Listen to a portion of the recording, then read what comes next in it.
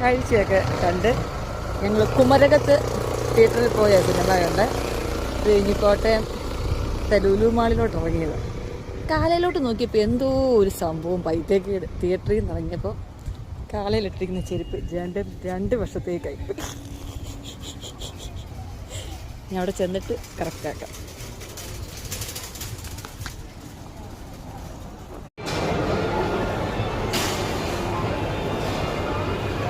Yeah,